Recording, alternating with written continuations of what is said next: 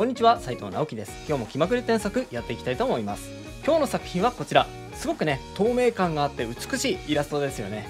作者名これなんて読むのかな、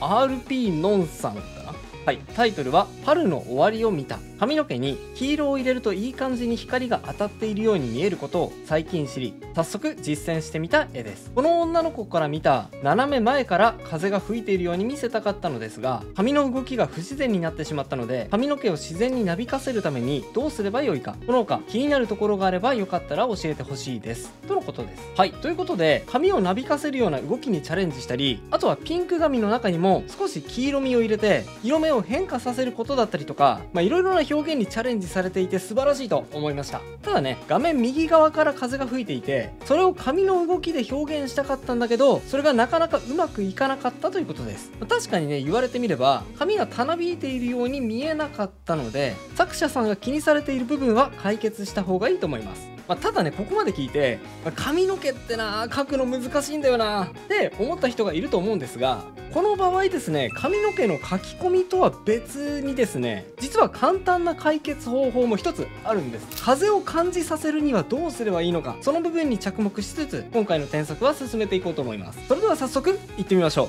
う。はい、でですね、もう早速今日の一番のポイント見せちゃいます。このイラストですね、なんで風を感じることができないのか、それは髪の書き込みとかそれ以前にですね、人物がこうど真ん中にババーンと書き込んであるからです。ど真ん中にね、人物がドンと配置されていると、それだけで安定性がすごいので、あんまりねこう風の揺らぎを感じなくなっちゃうんですね。なのでこうしちゃいます。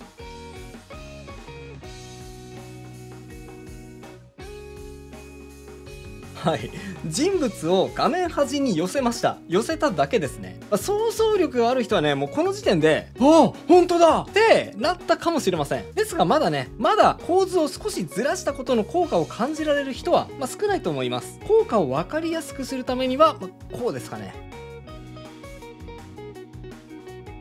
はい、髪の毛の流れが分かりやすいように背景色をつけました。今からね、髪の毛の流れを描いていくんですが、背景が白だといまいち流れが分かりづらかったりするので、背景に水色を置いてあげました。そして髪の毛がぶった切れちゃっているので、足りない部分を書き込んでいきますね。風がこっちからこっちに吹いているということなので、この流れを意識しながら髪の毛を書き込んでいきます。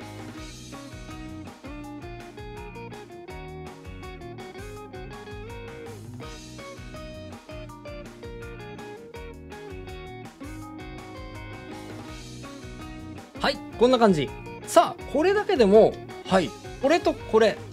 これとこれ、ね、劇的に風を感じるようになったでしょ。今ね、構図を見直しただけなんですが、こう、ふわーっと風の流れを感じるようになったと思います。はい。ですがまだです。まだもうちょっと工夫することで、さらに風を感じるようなイラストにパワーアップさせることができます。ポイントはですね、コントラストです。コントラスト、つまり明暗さですね。このコントラストをどこにつけるかによって風の演出をすることができるんです。さあ、どこにコントラストをつければ風がヒューとね吹いていることを強調できると思いますか？はい、風を強調するんです。皆さん考えてください。どこでしょう？予想しながら見てくださいね。実はここです。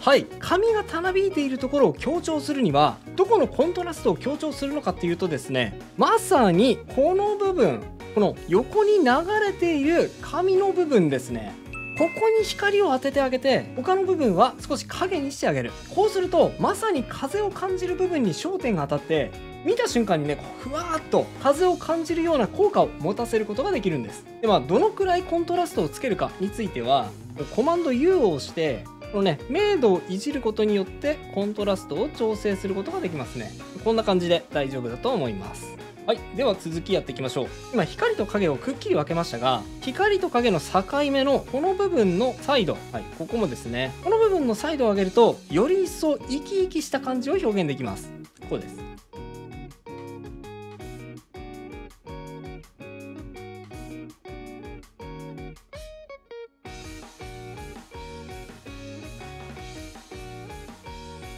はい、光の拡散によって肌の中にある血の色を反射してこんな風に彩度が高くなりますね。さて次は髪の毛の書き込みです。さっき簡単にですね画面右側の髪の毛の流れを追加しましたが、もうちょっと細やかに髪の毛を書き込んでいってみますね。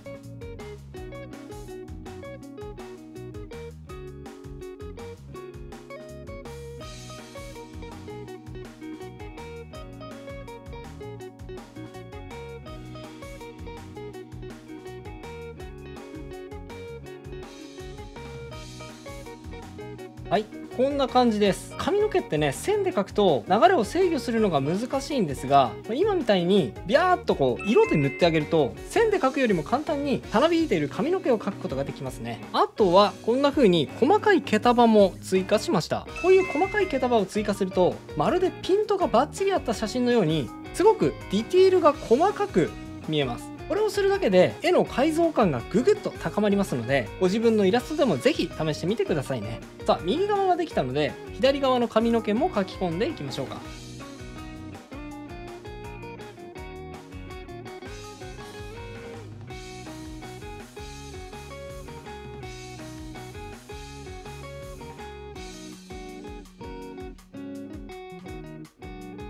はい、意識するところは今と同じ線じゃなくて色面で描いていって、で後から線をところどころ足してあげる、この順番で描くと長い髪は特に描きやすいと思います。あとは透明感を強めるためにこういうのもありですね。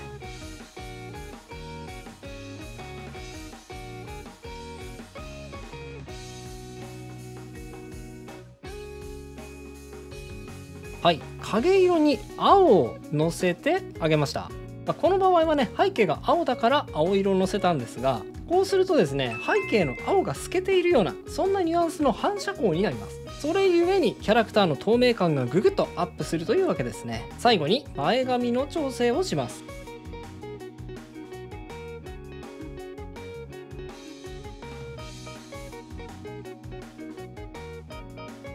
はい、こんな感じ。かなりね風を感じるイラストになってきたんじゃないでしょうか。でここからはですね直接風に関係あるわけじゃないんですが、顔の中身についても少し添削させてください。というのは髪の毛の毛束を細かくしたり陰影を追加したりと解像感を高めてきました。ただね目鼻口がこのままだと他の部分よりも情報が少なく見えてしまうんですよね。なので他の部分の情報量に見合うように書き込みを増やしていきます。まずはこうです。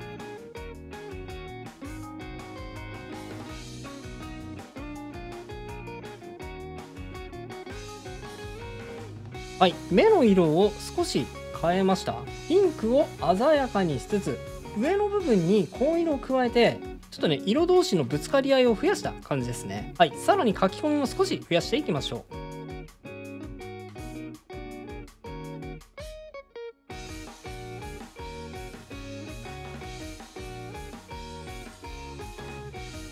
はい、こんな感じです。どうでしょう。これと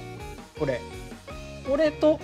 これ、かなりね目力がアップしたでしょ。何でもかんでもね目力をアップさせればいいってわけではありませんが、顔を影に沈めてしまったのでね、そのままだとちょっと印象が弱くなりすぎてしまいました。なのでこんな風にしてバランスをとってあげてもいいと思います。あとは眉毛も少し描き込んであげましょう。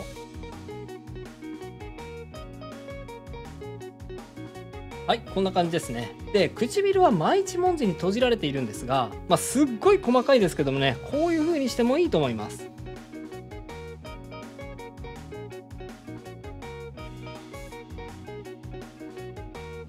はい、こんな感じ。直す前は毎一文字に口を結んでいましたが、風っていうワードから連想するのは力が入って緊張しているよりも少しねこう緊張を解いてリラックスしているような感じを連想すると思いますので、もしそういう感じを表現したいならば少しね唇を開けて歯を覗かせてあげるとちょっとだけね力が抜けたような表情を演出できると思います。はい、今回の添削は以上となります。並べて見比べてみましょう。はい、右がビフォー、左がアフターです。こんな風に